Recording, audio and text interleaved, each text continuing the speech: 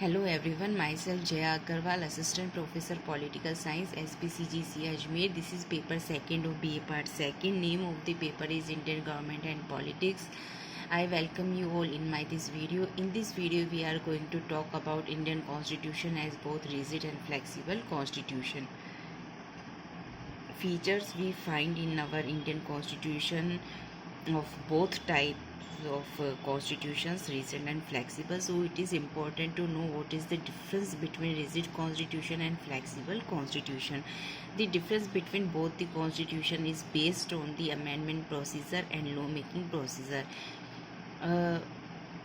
In rigid constitution, majority or special process is required to amend the constitution, which is different from lawmaking procedure. But in flexible constitution, the same procedure is being followed. Either it is to amend the constitution or we are to follow lawmaking procedure, and simple majority we need here.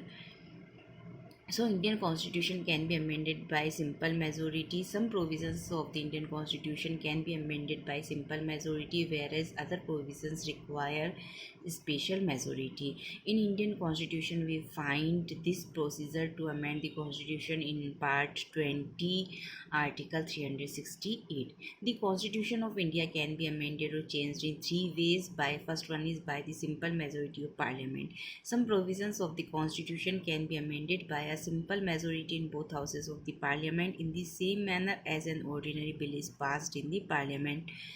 Although it is not basically considered as amendment under Article 368, such provisions are like Article 169, abolition or creation of legislative councils in the states, Article 118, rules of procedure in Parliament, Article 348, the use of official language in different fields, etc.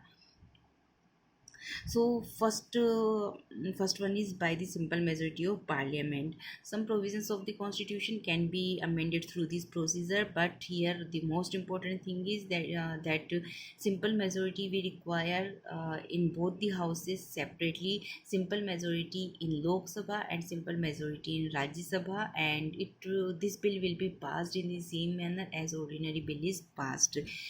Nevertheless, it is not basically considered as amendment under Article 368. There is a long list of such provisions, but I have mentioned here a few examples just only to understand this procedure. Suppose we are to abolish or create a legislative council in any state, this procedure will be followed. Simple majority, that's mean creation or abolition of legislative councils in states this work can be done by a simple majority of Parliament alone. Second one, rules of procedure in Parliament, the use of official language in different fields, etc. Second one is by the special majority in both the houses of Parliament and with the consent of more than half of the states. There are certain articles in the Constitution which can be amended by Parliament by passing the Constitution Amendment Bill in both the houses of the Parliament by special majority. What is the meaning of special majority? I will explain later. First, let me read out the paragraph. And so, along with the consent of more than half of the states, this is the second way to amend the Indian Constitution. Here, require special majority in both the houses of Parliament separately, special majority in Lok Sabha as well as special majority in Rajya Sabha, and with the consent of more than half of the state. Here I would emphasize on the word more than, because we are not talking about half of the states, we talk about more than half of the states along with special majority in both the houses of the Parliament. So what is the meaning of special majority? Special majority means majority of the total membership of the house and two-third majority of the members present and voting. As far as Parliament, here Parliament is considered, we require special majority, but when we talk about the consent of more than half of the states, just only simple majority is needed here. So Parliament, there would be simple majority. When we talk about states, simple majority, and here Parliament and states both will work collectively, and after passing the such bill by Parliament as well as states, this bill will be sent to the president for his consent, and after the assent of the president, this bill will act as a law, or this will become an act. And such provisions are like articles 54 and 55, election of president and manner of election of president; article 73 and 162, extent of executive powers of the union and the states respectively.